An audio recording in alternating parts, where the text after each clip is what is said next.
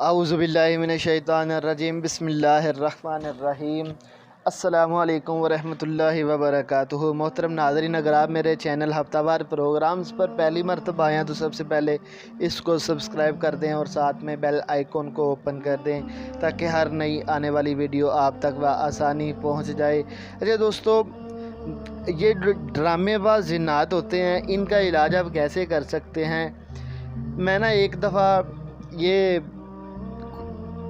एक मरीज़ था, उसको देखने के लिए गया तो वो मसला उसका जो था वो तो चलो जो मामला थे उसके, मैं ना जब वो उसके घर गया दम वगैरह किया तो वो जो जिन था ना वो भाग गया।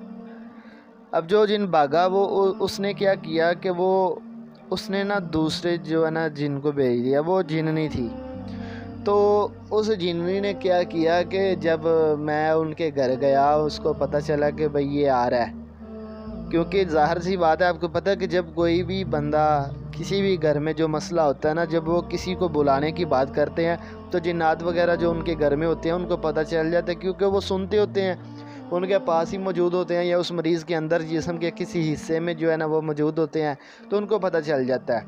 ठीक है, तो उन्होंने क्या किया कि जब उन्होंने मेरे बारे में बात की, मुझे बुलाने के बारे में बात की कि भाई उनको लेके आएँ, उनको बुलाएं, फ़ोन करें उनको, तो उसने क्या किया, जैसे ही मैं उनके घर में एंटर हुआ, घर में एंटर होने से पहले उन्होंने मतलब कि उसने उनको कहा कि अभी उसको मत बुलाएं, मैं ये कर दूंगी, मैं वो कर दूंगी, मैं इस तरह की धमकियाँ, मुख्तलिफ बातें। तो आपको पता है आपके घर में अगर मसाइल हों तो आपको भी इसके बारे में इल्म होगा। तो इस तरह की बातें उन्होंने की।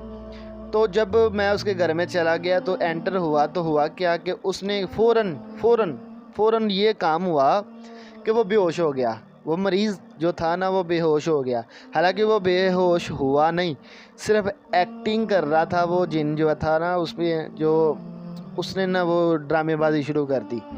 जब मैं गया तो मैंने देखा कि ये क्या है, तो उन्होंने कहा कि भाई अभी अभी जैसे ही आप अंदर दाखिल हुए हैं तो ये बेहोश हो गई है।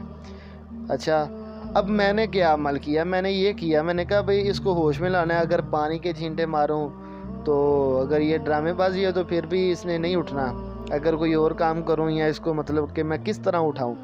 तो मेरे ज़हन में बात आई, मैंने क्या किया, मैंने अपना मोबाइल निकाला। मेरे मोबाइल में ना सूरत अल बकरा की आयत नंबर 102 मौजूद थी, जो कि मैंने ना उसकी रिकॉर्डिंग मौजूद थी, रिपीट जो मतलब कि काफ़ी दफ़ा 101 मरतबा गालबन जो है ना मेरे पास उसकी रिपीट मौजूद थी। तो मैंने उसको चला दिया, वत्तबाउ मा तत्लु शयातीनी अला मुल्क सुलेमान, ये आयत मैंने ना रिपीट पर चला दी।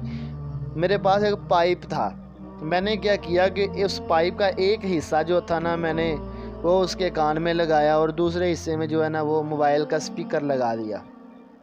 आप ये अमल कर सकते हैं। इस तरह अगर कोई आपके घर में कोई मसला है तो आप उसका इलाज करना चाहते हैं या किसी को बुलाते हैं या कोई मामला है, अगर आपको समझ नहीं आती कि यार ये क्या है, अगर इस तरह की ड्रामेबाजी कोई जिन करता है, वो बेहोशी हो जाती है उस पर, या कोई ड्रामेबाजी करता है वो बात नहीं सुनता, या जो भी इस तरह के मामला, इस तरह की कैफियत अगर हो जाए ना, आपने उसके लिए करना कि ये है कि आपने सूरत बकरा की आयत नंबर 2 आपने उसके कान के करीब चला देनी है, रिपीट के साथ चला देनी है।